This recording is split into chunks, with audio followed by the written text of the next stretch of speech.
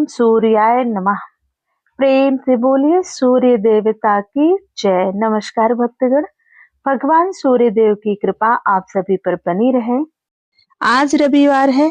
रविवार के दिन हम श्रवण करेंगे रविवार व्रत की पावन कथा का। एक बार प्रेम से बोलिए सूर्य देव भगवान की जय। रविवार का व्रत सभी मनोकामनाओं को पूर्ण करने वाला सर्वश्रेष्ठ व्रत है। इसको करने से साधक की सभी मनोकामनाएं पूर्ण होती हैं। को करने से निसंतान दंपति को संतान की प्राप्ति होती है। रविवार व्रत के ग्रह सूर्य देव है। रविवार की प्रकृति ध्रुव है। यह भगवान विष्णु और सूर्य देव का दिन है। मान सम्मान, पद प्रतिष्ठा, अच्छा स्वास्थ्य एवं तेजस्विता पाने के लिए रविवार के दिन उपवास रखना चाहिए। और यदि सूर्य की स्थित कुंडली में अच्छी ना चल रही हो तो रविवार का व्रत करने से सूर्य की स्थिति में सुधार आता है। तो आइए मन में भगवान सूर्य देव, भगवान विष्णु का स्मरण करते हुए श्रवण करते हैं रविवार व्रत की पावन कथा का। एक बार प्रेम से बोलिए भगवान सूर्य देव की जय। एक बुढ़िया माई थी। उनका नियम था कि प्रति रविवार को सवेरे ही स्नान आदि करके घर को गोबर से लीप कर फिर भोजन तैयार कर भगवान को भोग लगाकर स्वयं भोजन करती थी।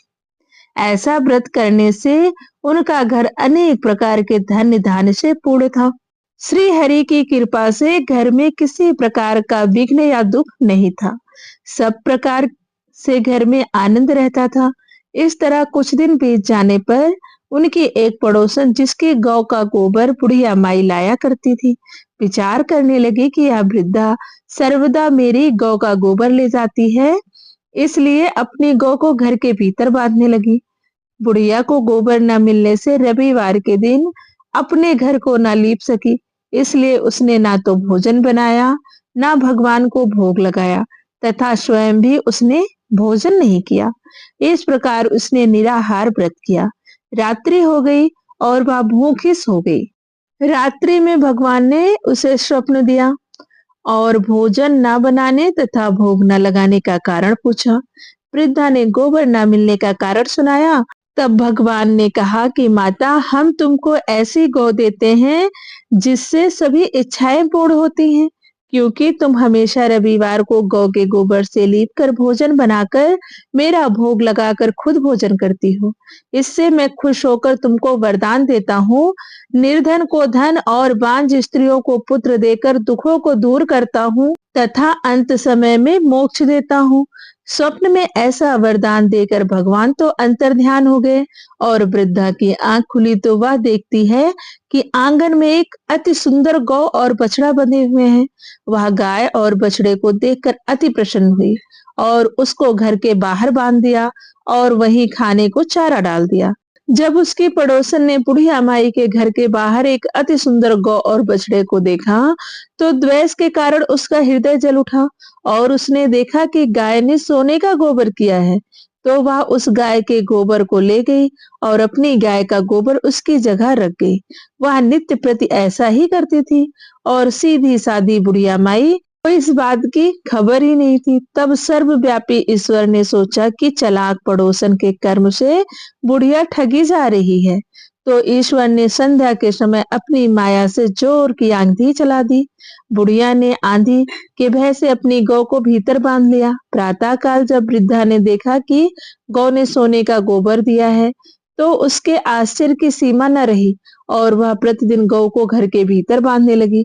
उधर पड़ोसन ने देखा कि बुढ़िया गौ को घर के भीतर बांधने लगी है और उसका सोने का गोबर उठाने का दांव नहीं चलता, तो वह ईर्ष्या और डाह से जल उठी और कुछ उपाय न देखकर पड़ोसन ने उस देश के राजा की सभा में जाकर कहा, महाराज, मेरे पड़ोस में एक वृद्धा के पास ऐसी गौ है जो आप जैसे राजाओं के ही योग्य है। वह नित्य सोने का गोबर देती है। आप उस सोने से प्रजा का पालन करिए। वह वृद्धा इतने सोने का क्या करेगी? राजा ने यह बात सुनकर अपने दूतों को वृद्धा के घर से गौ लाने की आज्ञा दी। वृद्धा प्रातः ईश्वर का भोग लगाकर भोजन ग्रहण करने जा ही रही थी कि राजा के कर्मचारी गौ खोल कर ले गए। वृद्धा काफी रोई चिल्लाई, किंतु कर्मचारियों के समक्ष कोई क्या कहता। उस दिन वृद्धा गौ के वियोग में भोजन न खा सकी और रात भर रो रो कर ईश्वर से गौ को पुनः पाने के लिए प्रार्थना करती रही। उधर राजा गौ को देखकर बहुत प्रसन्न हुआ, लेकिन सुबह जैसे ही वह उठा, सारा महल गोबर से भरा दिखाई देने लगा। राजा यह देखकर घबरा गया। भगवान ने रात्रि में राजा को स्वप्न में कहा कि हे राजा, गाय वृद्धा को लौटाने से ही तेरा भला है।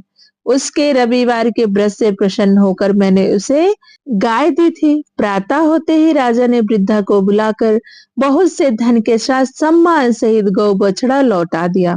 उसकी पड़ोसिन को बुलाकर उचित दंड दिया। इतना करने के बाद राजा के महल से गंदगी दूर हुई।